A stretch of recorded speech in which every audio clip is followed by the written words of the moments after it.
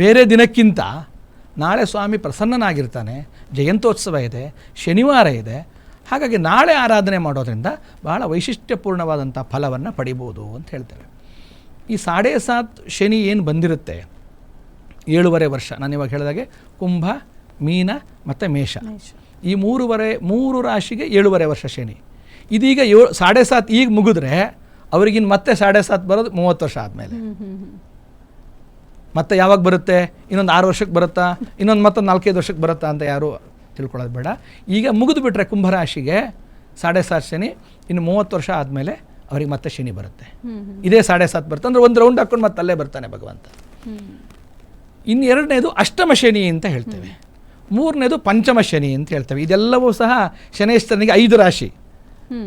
ಈಗ ಸದ್ಯಕ್ಕೆ ಕುಂಭ, ಮೀನ, ಮೇಷ, ಸಿಂಹ ಮತ್ತು ವೃಶ್ಚಿಕ, ಈ 5 ರಾಶಿಯವರಿಗೆ ಈಗಿನ ಚಾರ ರೀತಿಯಲ್ಲಿ ಶನಿ ಪರಮಾತ್ಮನ ದೋಷಗಳು ಭಾಳ ಇದ್ದಾವೆ.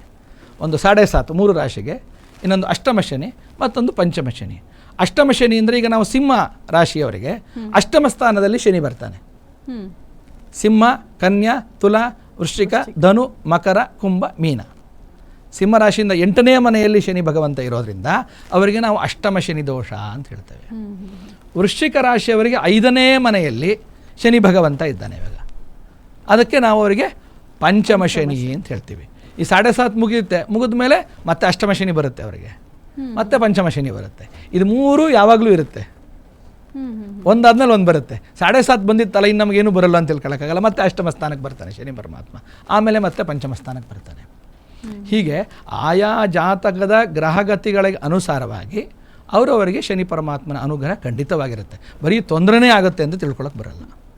ಅರ್ಚಕರೇ, ಈಗ ನೀವು ಹೇಳ್ತಾ ಇದ್ರಿ, ಜನಸಾಮಾನ್ಯರಿಗೆ ಯೂಶಲಿ ಏನು ಮಾಡ್ತಾರೆ ಅಂತಂದರೆ ಶನಿ ಅಂದರೆ ಒಂದು ಹೆಜ್ಜೆ ಹಿಂದೆ ಹೋಗ್ತಾರೆ. ಅಯ್ಯೋ ಬೇಡಪ್ಪ, ಏನಾದರೂ ನಮಗೆ ಕೆಟ್ಟದ್ದಾದರೆ ಅಂತಲೇ ಯೋಚನೆ ಮಾಡ್ತಾರೆ. ಆದರೆ ಪ್ರತಿಯೊಂದು ದೇವರಾಗಿರ್ಬೋದು, ಎಲ್ಲ ದೇವರುಗಳು ಕೂಡ ಒಳ್ಳೆಯದು ಆಗುತ್ತೆ, ಒಮ್ಮೆ ಕೆಟ್ಟದ್ದು ಆಗುತ್ತೆ. ಕೆಟ್ಟದ್ದಾಗಲಿ ಅಂತ ಯಾವ ದೇವರು ಆಶೀರ್ವಾದ ಮಾಡೋದಿಲ್ಲ. ನನ್ನ ಮಕ್ಕಳು ಚೆನ್ನಾಗಿರಲಿ ಅಂತಲೇ ಆಶೀರ್ವಾದ ಮಾಡೋದು. ಅದೇ ಕ್ಯಾಟಗರಿಯಲ್ಲಿ ಈಗ ಶನಿ ದೇವರು ಕೂಡ ಬರುತ್ತೆ. ಆದರೆ ಯಾಕಿಷ್ಟೊಂದು ಭಯ ಪಡ್ತಾರೆ? ಶನಿ ಅಂದ್ರೇ ಅಯ್ಯೋ ಸಹವಾಸ ಬೇಡಪ್ಪ ಅಂತ ಯೋಚನೆ ಮಾಡ್ತಾರೆ. ಇನ್ನೂ ಕೆಲವೊಂದಷ್ಟು ಜನ ಶನಿ ಮಹಾತ್ಮ ದೇವಸ್ಥಾನಕ್ಕೆ ಹೋದಂಥ ಸಂದರ್ಭದಲ್ಲಿ ಅಯ್ಯೋ ಬೆನ್ನು ಕೊಟ್ಟರೆ ಹೆಗಲೇ ಇರ್ಬಿಡ್ತಾನೆ ಅನ್ನೋ ಒಂದು ಮಾತು ಕೂಡ ಆಡ್ತಾರೆ. ಇದ್ರ ಬಗ್ಗೆ ಏನು ಹೇಳ್ತೀರಾ ಅರ್ಚಕರೇ ನೀವು? ನಾನು ಈ ಮುಂಚೆನೇ ಹೇಳಿದೆ, ನವಗ್ರಹಗಳಲ್ಲಿ ನಾವು ಗ್ರಹಗಳನ್ನು ಸ್ಥಾಪನೆ ಮಾಡುವಾಗ ಒಂದೇ ರೀತಿಯಾಗಿ ಸ್ಥಾಪನೆ ಮಾಡಿರ್ತೇವೆ.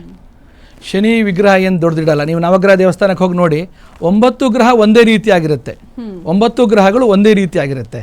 ಅಲ್ಲಿ ಶನಿ ಪರಮಾತ್ಮನ ವಿಗ್ರಹ ದೊಡ್ಡದಾಗಿಡೋದಾಗಲಿ ಅಥವಾ ಶನಿ ಪರಮಾತ್ಮನಿಗೆ ಬಹಳ ವಿಶೇಷವಾದಂಥ ಒಂದು ಅರ್ಥವನ್ನು ಅಲ್ಲಿ ಕಲ್ಪಿಸಿರೋದಿಲ್ಲ. ಶಾಸ್ತ್ರದಲ್ಲಿ ಎಲ್ಲೂ ಉಲ್ಲೇಖ ಇಲ್ಲ.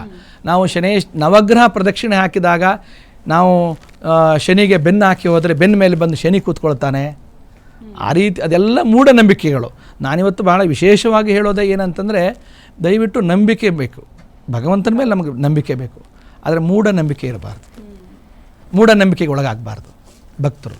ಹಾಗಾಗಿ ನಾಳೆಯ ದಿನ ನೀವು ಶನೇಶ್ವರನ ಆರಾಧನೆ ಮಾಡೋದು ನಿಮ್ಮ ಮೂಢನಂಬಿಕೆಯಿಂದ ಬಿಟ್ಟುಬಿಡಿ.